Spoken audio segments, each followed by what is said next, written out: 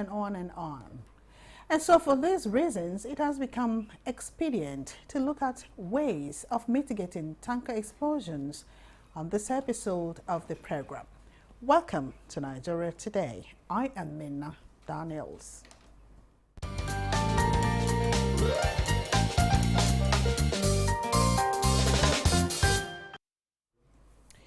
Joining us on this discussion is Hygienist of Major. He is Assistant Corps Marshal Operations, FRSC. Welcome to Nigeria Today. Thank you very much. We will also have Augustine Ebon, National Chairman, Petroleum Tanker Drivers, join us via Zoom when he's ready. Right now he's not. But let me commence discussions with our guest in the studio. And so, let us start with, knowing how you feel as Corps Marshal each time you get the news of a tanker explosion. Well, like every other Nigerian, you won't be happy, and more so as a process owner in terms of ensuring that lives and properties are preserved on our roads. It's not always the best of times for me. Each time I scroll through our incident portal and I see cases of crashes, not just tankers, but crashes generally, involving loss of life. I'm always in a sober mood, and it's not what anybody prays for. Yeah. It's a sad situation, and while we wait for Augustine to join us, because I really want to find out from him what exactly causes some of these problems by his colleagues. But would you like to share with us some of the stories of tanker explosion while on duty? Well, between precisely, I just checked through my record before coming to this studio. Between July this year, we have had 43 incidences of crashes involving tankers. Out of that 43, 16 of them involved fire outbreak. And I want to correct our terminology here. When you say explosion, what we have is not an explosion. It's not an outright explosion, but just that this crashes involves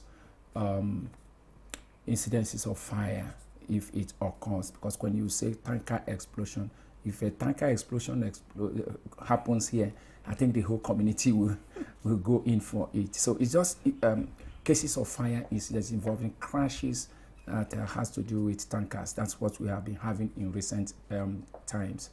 And like I said, 45 incidences within July to date, including that of yesterday that happened in Abuja. And all of them occur because there is spillage in the course of the crash. Let me also put it on record, all over the world, tankers do crash. But what makes the significant difference is that in other climes, when these tankers roll over, they do not spill their products. It is the spilling of the products that is responsible for the incidences of fire that we are getting.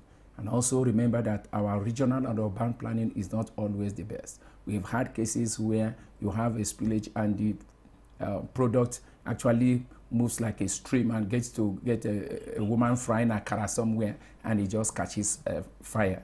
So these are what we have been battling with. That should the crash occur, it should not involve spillage. As long as there is no spillage, you won't get those cases of fire incidents that we have been having in recent times or even before. Yes. But what do you attribute the incessant accidents, in your own words, to? Well, I think if you look at it broadly speaking, a lot of factors comes into play. But predominantly, the human factor takes preeminence in all these things, because we are looking about the activities involving the driver itself, who is the key element here in the whole process. And we also have the issues of environmental factors that has to do with the state of the road, of where these tankers ply. And of course, we also have cases of mechanical factors being responsible. But I would like our central focus to actually be on the human factor, because it has to do with the attitudinal predisposition of our drivers when they are behind the wheel. If you are carrying such a heavy-duty vehicle with the products like that, it is expected that the person will drive within the stipulated speed limit, and also be very, very careful, bearing in mind that you are carrying a highly inflammable substance. But that is not the case.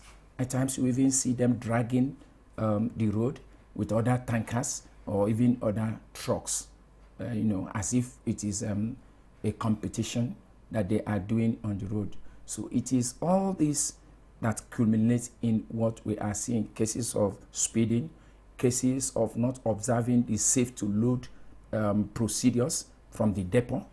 Because if we have the observed all those safety precautions, by now we should not still be talking of cases of spillage, because there is a valve that is supposed to actually take care of it, the safety valves, the manhole safety valves, that is supposed to ensure that even if the tanker crashes, that the products do not in the spill. vehicle. Yes. Then, like I said also, some of these drivers, you find that they are even under the influence of alcohol in most cases.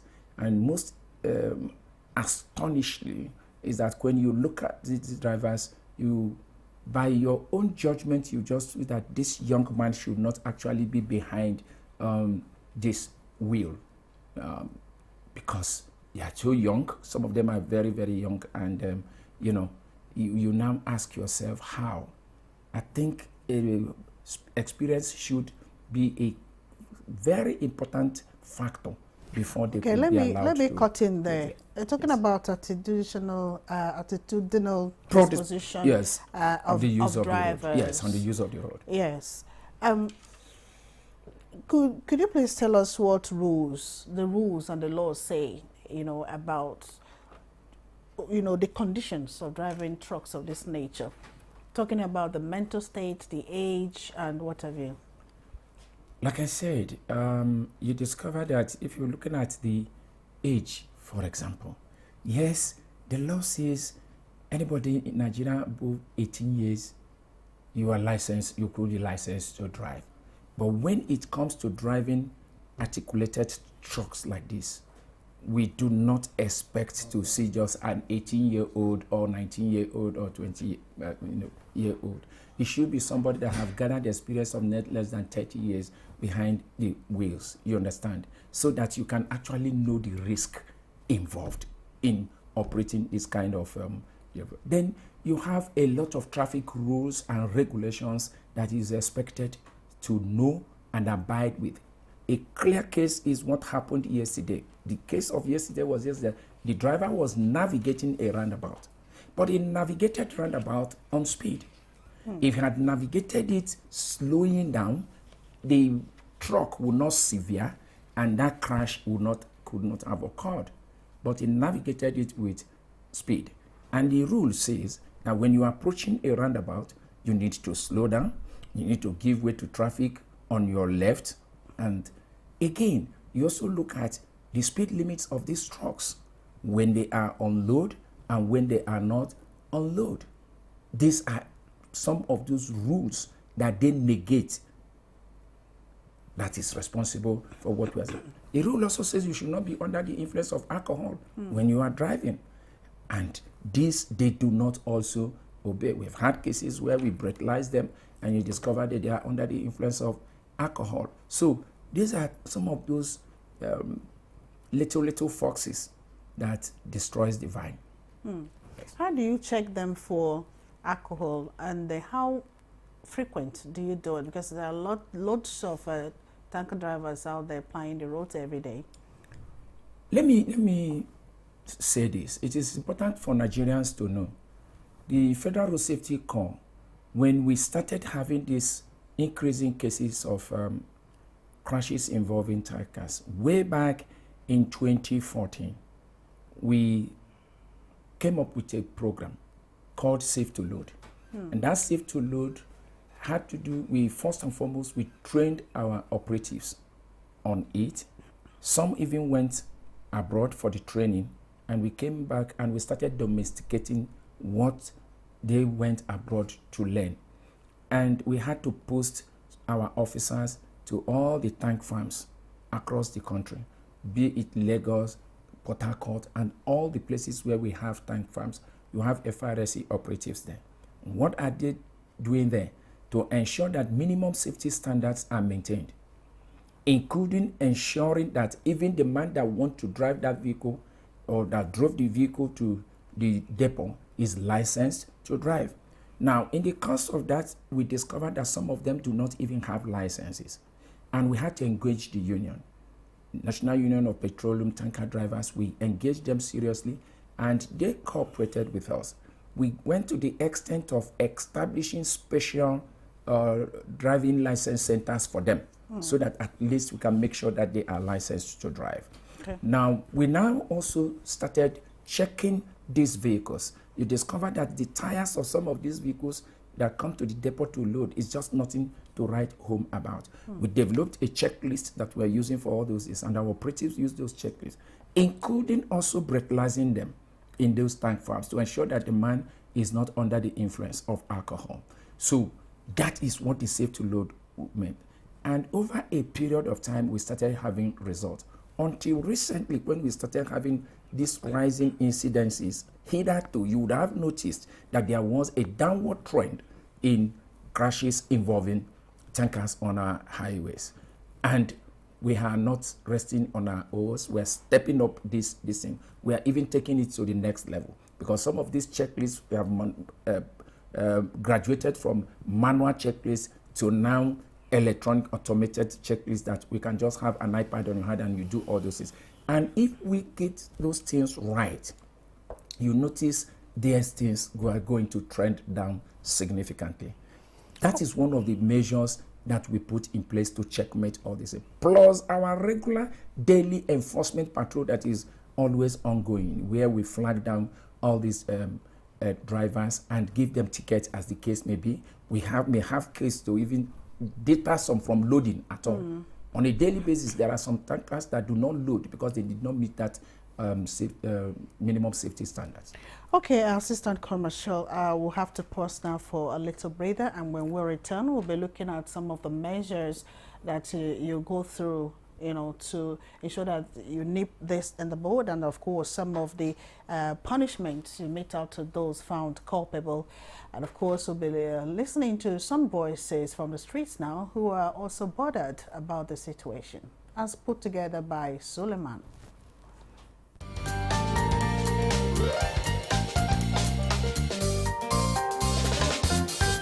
One of the major causes of tanker explosion is carelessness of the driver, and I think that's the major one. Because most times there are issues in the tanker that have not been detected or checked. Reckless driving by the drivers, which can be caused by maybe taking hard drugs before being on the steering. Drivers should take measures. So before you go on that steering, you should be sure that you are not on any hard drugs. You understand? You should make sure that you are not feeling sleepy. If you need a time to rest, if you've been on the steering for a long time and you want to rest, you can just park by the side. It's sleeping, it's nature. You can just have 30 minutes, 1 hour to rest before you continue. Those oil marketers or the fuel station owners, and discuss with them the way to handle the situation in order to prevent future occurrences. The driver might lose track from the road, and before you know, he rams into like 5-8 vehicles, and he explodes, and you understand. So it is a very unfortunate incident. So above all, even if the tankers are safe, I believe that these things should always move at night.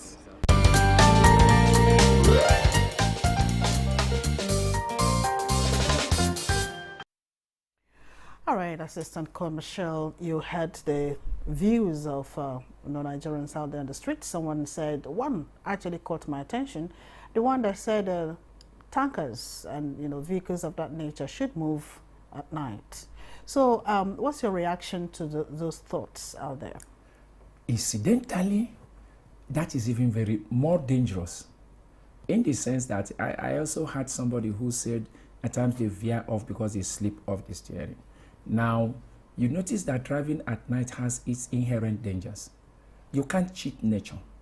At a point in time, even way back when we were all students, and you want to do TDB, as we used to call it in those days, you notice that at a point in time, you are with your textbook, but you have dozed off. That is how it is behind the wheels also. If you are driving all through night, there is a time it will reach, you discover that you just doze off the steering. And that's when you see a truck or a tanker just veer into the bush, nobody with him. You now ask yourself, what happened? The road is even swept. It's simply because the man dozed off. Again, at night, considering the security situation in the country today, you cannot advocate that they should be moving at night. That is not the best. Even if that truck has a problem on the road, the mechanical help is not going to be easy to come by. If it also crashes, then emergency response is not also going to be that easy. The time lag between when it occurred and when the response will come is going to be high, and that makes the much difference in terms of who survives and who does not survive. So FRSC have continued to advocate that we do away with night travels. If you notice, when these tankers do crash, in most cases you notice that if it is a tanker that left Lagos and is going to something like Sokoto and it's going to be in the wee hours of the next day. Fatigue have set in. The man is sleeping off the road. So I do not, and we will never support the issue of night driving.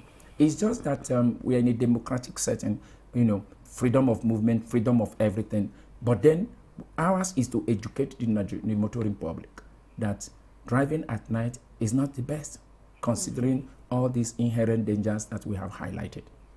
Okay. What punishment do you usually mete out to people that you found culpable? Tanker drivers, that is. Not just tanker drivers. Let's not just label them, because we have, it's just about generally infractions on our highways. Each of them has its own punishments. If you overspeed, the punishment is different. If you don't have a license, the punishment is also different. If you are not using seat belts, the punishment is also different. So they could be given ticket to go and make a token fine. Now, those fines today does no longer serve as a deterrent, considering the inflation rate and what the amount says. For example, failure to use seatbelt, you get yourself 3,000 naira.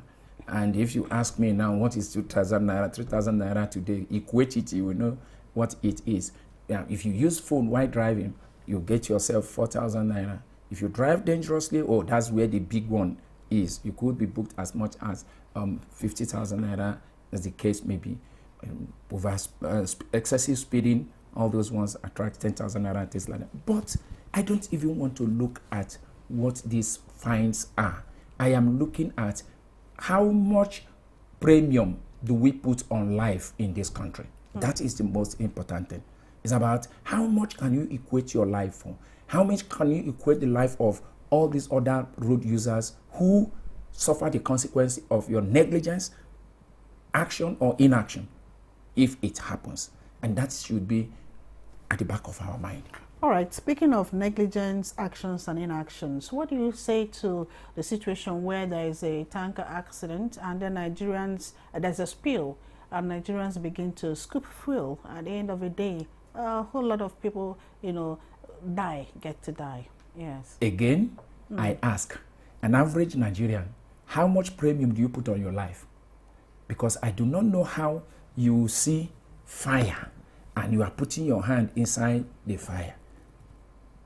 A petroleum product flowing on the road is a disaster waiting to happen. Yet, you see Nigerians going to scoop fuel in such places. But again, it's also an indication of the high level of ignorance in this country, because other climes you won't see it like that. So I want to use this opportunity to appeal to Nigerians. I do not know how much you are going to sell that product that you are scooping. What difference is it going to really make in your life that you will endanger your life to that extent? Kids hitting themselves and it will spark off fire. It's just a case of another careless driver wanting to meander through the flood of the petroleum products on the road, and the exhaust will just ignite fire. And that was what happened in the case of the crash we had about a week ago or 2 weeks ago in Lapai, and between Lapai and Hagai, where the truck tried to meander through after the crash of a tanker, and it was already spilling through. And on getting to that place, of course, the exhaust was what caused the fire, ignited the fire. And those cows and those number of human beings, young boys who were moving from the northern part, of course, towards the southern part, looking for greener pasture. And that was how they ended their life on the road. So you now look at it and say, why must we? And it has happened over and over, and we have not learned. And I was taught that learning is said to have taken place when there is a permanent change in behavior. So Nigerians have not, as a result of experience, I must complete it. We have had experiences in time past. Nigerians have not learned anything. So it is worrying, and I think we all need to lend our voices, even with your vehicle. Okay, commercial. What needs to be tanker drivers themselves from everybody? Okay, let me start from the government side. I think, and I want to appreciate what the government has been doing, both past and present. Today, you look at our highways, you know that there's a great improvement in our highways. Government is doing, the Honorable Minister and his team, they are doing so much, but we still much more, Nigerians still expect much more. We still need some of these roads that are trunk A roads where all these tankers do ply, to still get same measure of rehabilitation so that we can reduce these crashes to the barest minimum, because we can't rule out completely the environmental factor which has to do with bad road. But again, the irony of the matter is that even the good roads are also now causing crashes. When people get to roads that are good, they empty their speedometer. And that's why speed accounts for over 50% of all the crashes we witness along our highways. Now, having said that, the next thing is we look at the driver themselves and other road users also who are involved. I think NUPENG need to do more in terms of in-house mechanisms to ensure that you don't just allow any young boy who is not married, who is not a family man, to even handle your truck in the first instance. Because I reasonably believe that if the person has a family, that the person will. So drivers need to be more careful, need to stay off alcohol, need to observe all traffic rules and regulations, and need to cut down their speed, especially when on load. Okay, thank you so much. This is exactly where the curtain will draw on this episode of Nigeria Today on Nta News24. But let me appreciate our guest, hygienist of Midday, Assistant Commercial Operations, FRSC. Thank you so much for your time. Thank you very much. And of course, to you, our dear viewer, thank you for always being part of this. Remember, the program Nigeria Today is weekdays at 7:30 p.m. on Nta News24.